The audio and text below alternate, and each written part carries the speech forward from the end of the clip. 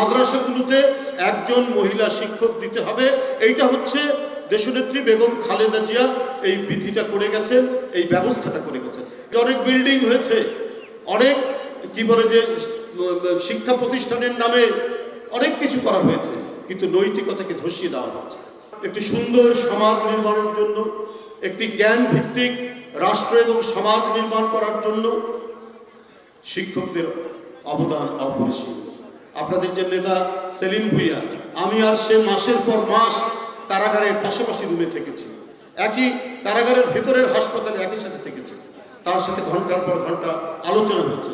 আমি খুঁটিয়ে খুঁটিয়ে জিজ্ঞেস করেছি যে আমাদের বিএনপির আমলে আর কি কি অবদান রয়েছে। আমি সবচাইতে বিস্মিত হয়েছি যে মাদ্রাসাগুলোতে একজন মহিলা শিক্ষক দিতে হবে।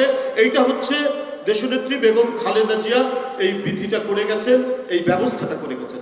এটা তো ওমেন এম্পাওয়ারমেন্ট, নারীর ক্ষমতায়নের এক অদ্ভুত, আমি বলবো যে একটা উৎকর্ষতা, যে বিশেষ করে স্কুল শিক্ষক মাদ্রাসায় সেখানে যদি মহিলাদের যদি একটা নির্দিষ্ট সংখ্যা থাকে, তারা যদি প্রত্যেকে যদি শিক্ষকতা করতে পারেন, তাহলে নারীর ক্ষমতায়ন স্বয়ংক্রিয়ভাবে সেটা বাড়বে।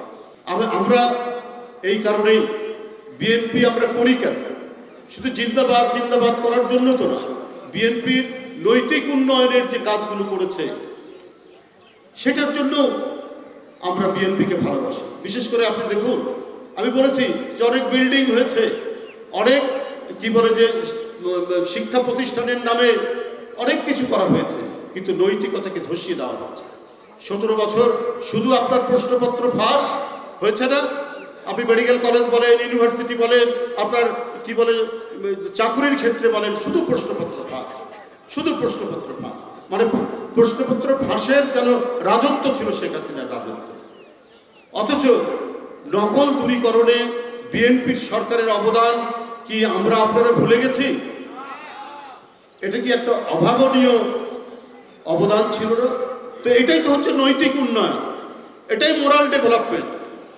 আর নৈতিক উন্নয়ন না করলে জাগতিক উন্নয়ন কোনোদিনই সেটা সাস্টেইনেবল হবে না, সেটা হতে পারে না, পৃথিবীর কোথাও হয়। যদি শিক্ষক ছাত্রদের মধ্যে নৈতিকতার উৎকর্ষতা না পারে, তাহলে এটা সম্ভব নয়।